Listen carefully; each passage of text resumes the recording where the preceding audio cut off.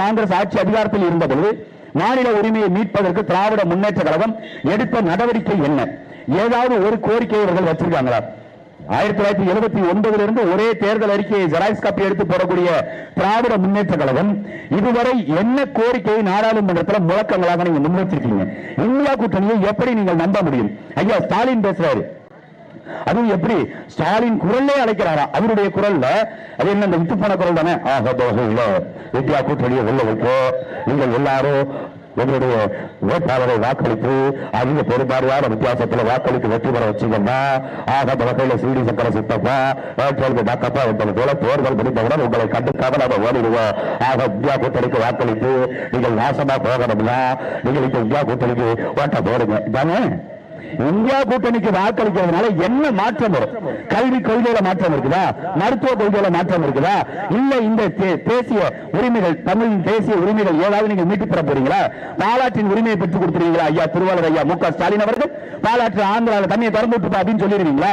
காவிரி நதிநீர் உரிமையை பெற முடியுமா? முல்லை பெரியார் உரிமையை பெற முடியுமா? ஏழு எரிவாயு குழாய் பிடிப்பை தடுக்க முடியுமா? மீத்தேன் ஹைட்ரோ கார்பன் எடுத்துக்கிட்டு தடுத்து நிறுத்த முடியுமா? எங்களுடைய நரிமணம் பெட்ரோலை எடுக்கிறத தடுத்து நிறுத்த முடியுமா? எங்களுடைய கச்சத்தீவு உங்களால மீட்க முடியுமா? இங்க பக்கத்தில் வரக்கூடிய ஈனுலை யாருடைய ப்ராஜெக்ட்? மத்திய அரசாங்கத்தினுடைய ப்ராஜெக்ட். அதை மாநில அரசாங்கம் முன்னின்று நடத்துறீங்க. எங்களுக்கு நச்சுக்கட ஆலையை கொடுத்துட்டு நீங்க எப்படி எங்களுக்கான உரிமைகளுக்காக போராடுறேன்னு வெக்கமே இல்லாம வெள்ள வேட்டி வெள்ள சட்டை போட்டுக்கிட்டு அதுல கருணாநிதி படத்தை போட்டு வர்றீங்களே, வெக்கமாவே இல்லை அந்த திராவிட முன்னேற்ற கழகத்தின் இந்தியா கூட்டணிக்கு? எங்களுக்கு எல்லா நாசகர திட்டத்தையும் கொண்டு வந்து சேர்க்கிறது யாரு? இந்த திமுக, அதிமுக, பாஜக, காங்கிரஸ். இவங்க நமக்கான உரிமைகளுக்கு போராடுவாங்களா? என்ன உரிமைக்கு போராடி இருக்கிறீங்க? ஐயா ஸ்டாலின் சொல்றாரு, தமிழக உரிமையை நான் மீட்டுவேன், மாநில தன்னாட்சி உரிமையை கோரிடுவேன். மாநில தன்னாட்சி உரிமைகளை 10 ஆண்டு காலம் கோராம இந்த 10 ஆண்டு காலத்தில் கடந்த 5 ஆண்டு காலம் 39 பாராளுமன்ற உறுப்பினர் இந்த இந்தியா கூட்டணி, இந்த காங்கிரஸ் கூட்டணி, இந்த திமுக கூட்டணி, நீங்க தானே 39 பேர் போனீங்க. 39 பேர்ல யாராவது ஒருவர் எங்களுடைய மாநிலத்தின் உரிமை குறித்து, தமிழ் மக்களின் உரிமை குறித்து ஒரு வார்த்தை நீங்க பேசியிருக்கீங்களா? பேசாத உங்களுக்கு மறுபடியும் எதுக்கு ஓட்டு? 39 பேர் பெரும்பான்மையா நீங்க போனப்போ நாடாளுமன்றத்தில் எங்களுக்காக ஒரு வார்த்தை பேசாத நீங்க இந்த தேர்தலில் வெற்றி பெற்றால் மட்டும் எப்படி பேசுறீங்க? காங்கிரஸோட கூட்டணி வச்சு காங்கிரஸ் உரிமைகளை மீட்போம்னு சொல்ற இந்த திமுக உரிமைகளை பறிப்பது யாரு? எங்களுடைய காவிரி நதிநீர் உரிமை பறிபோனது காங்கிரஸ் ஆட்சி காலத்தில், எங்களுடைய கச்சத்தீவு பறிபோனது காங்கிரஸ் ஆட்சி காலத்தில், கல்வி மாநில பட்டியலிருந்து பொதுப்பட்டியலுக்கு போனது அம்மையார் இந்திரா காந்தி காங்கிரஸ் காலகட்டத்தில், அதே மாதிரி மருத்துவம் பொதுப்பட்டியலுக்கு போனது இந்திரா காந்தி காலகட்டத்தில். இப்படி எல்லா திட்டத்தையும் தாரை பார்த்து கொடுத்தது, எல்லா உரிமைகளையும் தாரை பார்த்து கொடுத்தது காங்கிரஸ் ஆட்சி காலத்தில். அந்த காங்கிரஸ் இந்திரா காந்தி இருந்து அவங்க பேரண்ட் ராகுல் காந்தி போய் நான் மீட்பேன்னு சொன்னா எப்படி நம்ப முடியும்? முதல் நாள் நைட் வரைக்கும் ஒருத்தன் கொலையவே தொழிலா செஞ்சுக்கிட்டு இருப்பாங்க, அடுத்த நாள் காலையில் எந்திரிச்சு நான் கொலை பண்ண மாட்டேன்னு சொன்னா நாம நம்பிடுவோமா? முதல் நாள் இரவு வரை நான் திருடிட்டே இருந்தேன், என்னுடைய தொழில் திருட்டு, நான் காலையில் விழிஞ்சு எழுந்த உடனே நான் நல்லவன் ஆயிட்டேன், இந்த மாதிரி திருட மாட்டேன்னு சொன்னா அந்த திருடனை யாராவது நம்புவோமா? அப்படித்தான் இந்த திருட்டு திமுக திருடர்களை யாரும் நம்பாதீங்க. இவருக்கு ஓட்டு போடுறது என்பது நீங்கள் அடுத்த தலைமுறை பிள்ளைகளுக்கு வாக்கரிசி போடுறது சமம். உதயநிதி ஸ்டாலின் சின்னவர், சேப்பாக்கம் சேக்குவரா அப்படின்னு பல பட்டங்களோட தெரியாத இளம் புரட்சியாளர். அந்த இளம் புரட்சியாளர் நீட்டு பரீட்சையை நாங்க மட்டும்தான் ஒழிக்க முடியும், நீட்டு சிக்கலுக்கான தீர்வு எங்கள்கிட்ட மட்டும்தான் இருக்கு, வெக்கம் மானம் ரோசம் சூடு சொரணை இருக்கிற ஒருவரால தான் நீட்டு சிக்கலை தடை பண்ண முடியும். ஐயா ஸ்டாலினுக்கு வெக்கம் மானம் ரோசம் சூடு சொரணை இருக்கா இல்லையா? 3 ஆண்டு காலம் ஆட்சியில் இருக்கிறீங்க. ஐயா ஸ்டாலினுக்கு சொரணை இல்ல? ஏன் நீட்டை நீங்க விலக்கு போடல? நீட்ல இருந்து ஏன் விலக்கு பெறல கேட்டா இப்ப இந்தியா கூட்டணி வந்து இவங்க வந்து நீட்டை தடை பண்ணிடுவாங்களா? இந்த நீட்டு பரீட்சையை முதல்ல கொண்டு வந்தது யாரு? நீட்டுக்கு வரைவு போட்டது யாரு? இந்த காங்கிரஸ். இந்தியா முழுக்க நீட்டு பரீட்சையை கொண்டு வந்து தகுதி வாய்ந்த மருத்துவர்களை தேர்ந்தெடுத்து அவர்களுக்கு பயிற்சி கொடுத்து தலை சிறந்த மருத்துவத்தை உருவாக்குறோம்னு கொண்டு வந்தது காங்கிரஸ்.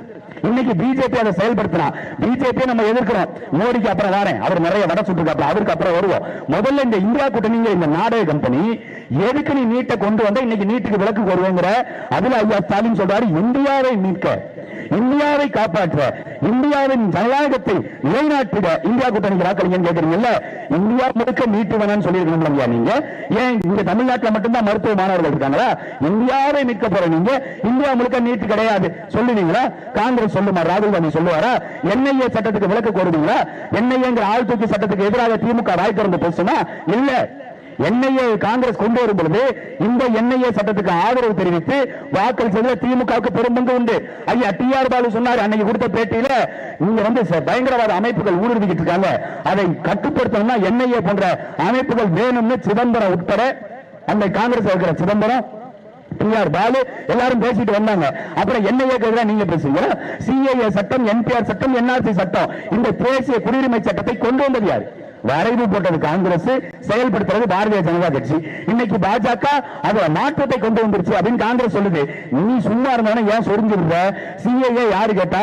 என்பிஆர் சட்டம் யாரு கேட்டா? என்ஆர்சி சட்டம் யாரு கேட்டா? இந்த இந்திய பெருநிலத்தில் வாழக்கூடிய 130 கோடி மக்கள்ல யாரு உங்கள்கிட்ட கேட்டா இந்த சட்டம் வேணும்னு? இந்த சட்டத்தால் என்ன பலன் இருக்க போகுது? இந்த சட்டத்தை முதல்ல வரைவு போட்டது இதே காங்கிரஸ். அதே மாதிரி பாரஸ் அமெண்ட்மெண்ட் ஆக்ட், காடுகளை அழித்து காடுகளை தனியாருக்கு கொடுக்கிற திட்டம், அந்த திட்டத்துக்கு வரைவு போட்டது இதே காங்கிரஸ். இதே போல எல்லா நாசகர திட்டத்தையும் போட்டது காங்கிரஸ்.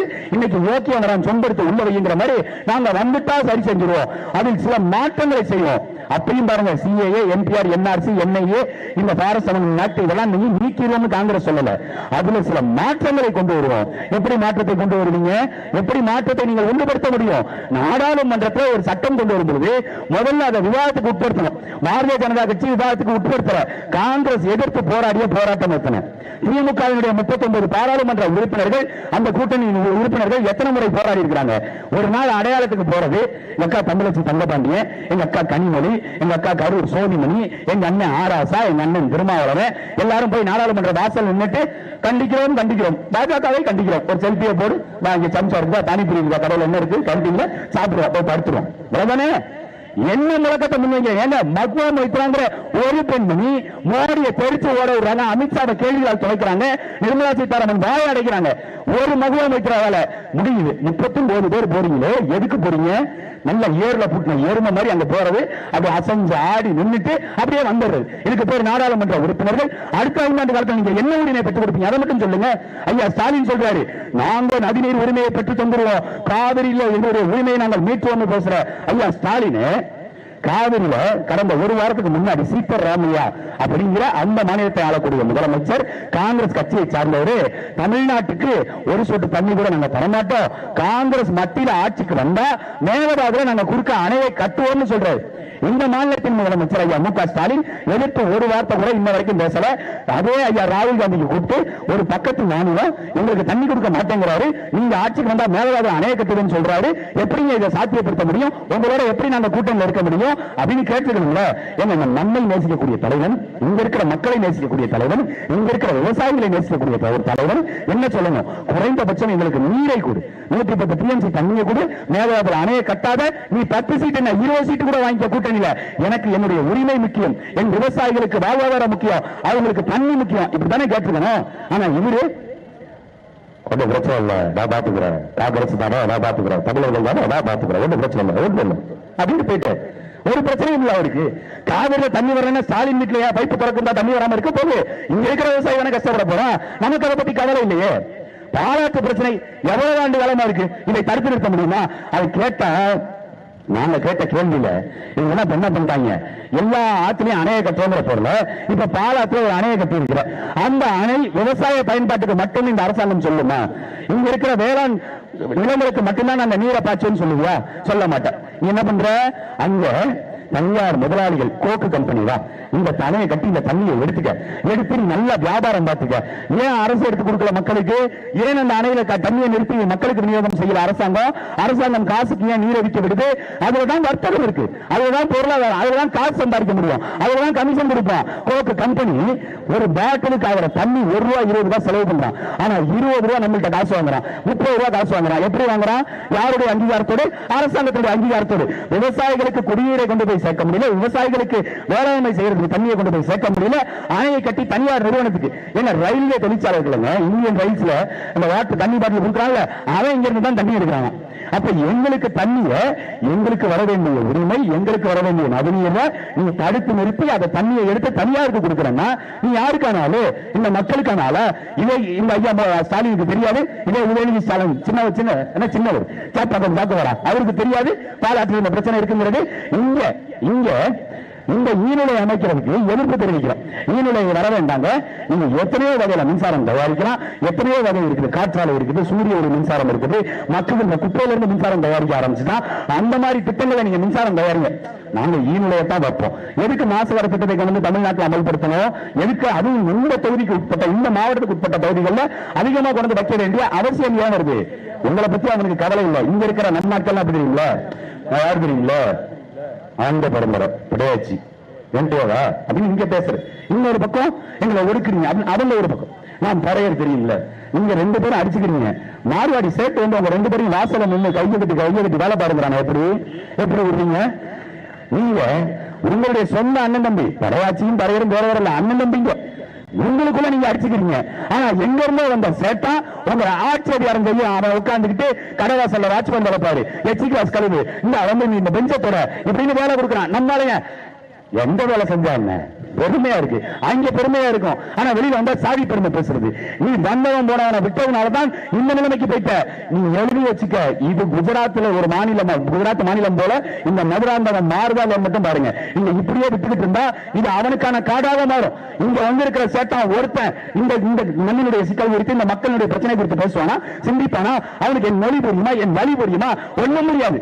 அவனுக்கு தேவை மத்தியில பாஜக இல்ல காங்கிரஸ், அந்த ரெண்டு தேசிய கட்சிகளுக்கு வாக்களிச்சுட்டு போயிடுவான். நமக்கு வாக்கிய மட்டும்தான் மிச்சம். நமக்கு யாரும் சோறு போட மாட்டான். நம்மள கடைசி வரைக்கும் வேலை வாங்கிட்டு ரத்தத்தை உறிஞ்சுவது போல அட்டை எப்படி ரத்தத்தை உறிஞ்சுதோ அப்படி உறிஞ்சி நம்ம தெருவில் போட்டு போயிடுவோம். நாம வந்தவன் வாழை வச்சுட்டு வந்தாரை வாழ வைக்கும் தமிழகம். தமிழர்கள் மாண்புமிக்கவர்களாக இருங்க, தப்பு இல்லை. அநியாயத்துக்கு மாண்போட இருக்காங்க. போதும், பட்டதெல்லாம் போதும். ஐயா ஸ்டாலின் இன்னைக்கு பேசுறாரு மோடியை வைத்து. என்ன சொல்றாரு? ஜிஎஸ்டி வரி, அந்த ஜிஎஸ்டி வரி அல்ல, அது வழிப்பறிங்கிறாரு. இதை தாங்க 10 வருஷமா நாங்க சொல்லிட்டு இருக்கோம். ஜிஎஸ்டிங்கிறது இந்த மண்ணுக்கும் மக்களுக்கும் கேடு விளைவிக்கும். நாங்க அன்னையில இருந்து சொன்னோம். இந்த ஜிஎஸ்டி கொண்டு யாரு தெரியுமில்ல? சிதம்பரம், காங்கிரஸ் சிதம்பரம். அவர் தான் ஜிஎஸ்டி வரி விதிப்பை முதல்ல கொண்டு வந்தது.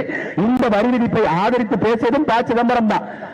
அந்த சிதம்பரம் கொண்டு வந்த இந்த காங்கிரஸ் கட்சி கொண்டு வந்த ஜிஎஸ்டியை இன்னைக்கு பாஜக எதிர்க்குது, திமுக எதிர்க்குது. எப்படி நாங்க நம்புறது?